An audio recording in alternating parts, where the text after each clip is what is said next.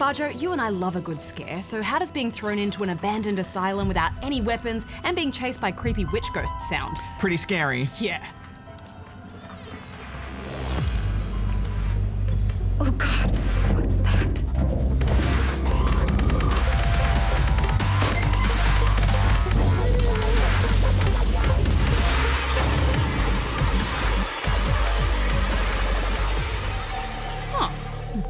Daylight is a first-person survival horror game for PC and PS4, centered around the character of Sarah, who awakens in an abandoned mental hospital with no memory of how she got there. Oldest cliche in the book, Hex. Yes, well, interestingly enough, the story was written by Jessica Chobot, who many might recognize as a presenter for IGN, and that annoying reporter in Mass Effect 3. Seriously? You just doubled my ratings. But apart from being a bit of a cliche, the plot's not too bad in my opinion. It just isn't implemented well. You're not given enough to do or discover as a player, so the whole experience ends up being rather boring. Oh, it's so boring. The game's gimmick is based around mazes. Someone can't stop drawing them on everything, and every time you discover a clue, they get burned into your flesh. Oh my God, no. Plus, the hospital is one big maze for you to navigate. I can barely see. And you know, it sounds like it should be a creepy and intriguing idea. But sadly, its repetitive, unimaginative level design and lack of any real scares makes this a bit of a letdown. Yeah, it just ends up being more frustrating than fun. Well, the maze thing just gets old really quickly, doesn't it? Armed with just a smartphone, which serves as your map, and a couple of glow sticks, which somehow have the ability to reveal clues in a way that all other light sources can't, you set off to discover the secrets of the hospital. Why? Because this strange guy told you to. This place has been waiting for your arrival. Gather up everything you can. The memories contained within these walls are waiting to be found.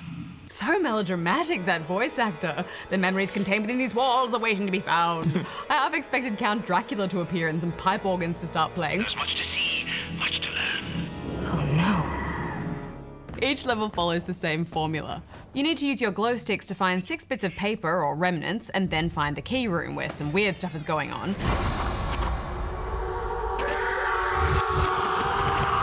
But you get a key out of it. Yes, then you take the key to a special door and do it all again on another floor of the hospital. There is some very limited puzzle solving in the way of pushing a crate or two, but mostly you're just wandering around in the dark looking for glow sticks and bits of paper. It's basically Creaky Door Simulator 2014.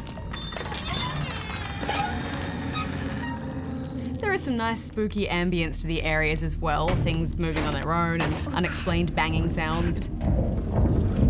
It's very by-the-book horror tactics, though. Yeah, and I think it relies a little bit too much on this spooky ambience to be scary, and also the remnants you find are a little bit cliched with expected stories from the past.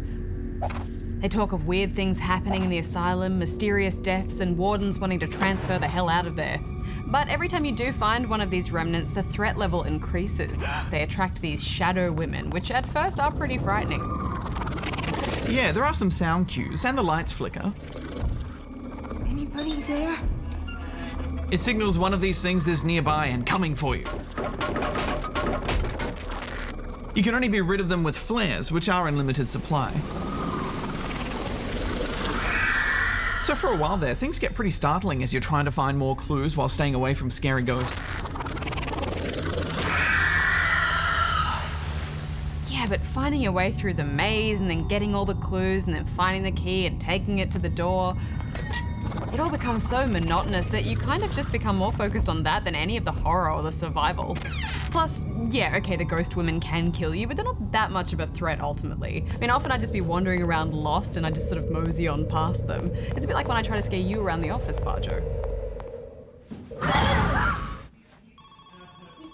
You're just not very scary, Hex. Yeah, well, I guess not. Sadly, neither is this game. Really, the Amnesia series is still the top dog in this genre. The levels are varied, the story is compelling, and the monsters are terrifying.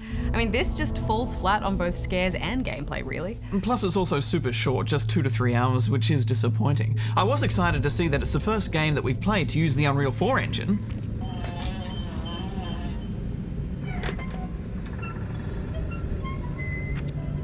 perhaps not the best game to debut with, was it? No, it's really just a bunch of dark, dirty rooms. Also, we did have some performance issues, but what are you going to give it overall, Hex? Yeah, there were some nice elements in there. I like that the mazes were randomly generated, but ultimately there are just other games that do this kind of horror so much better, so I'm giving this one a 4.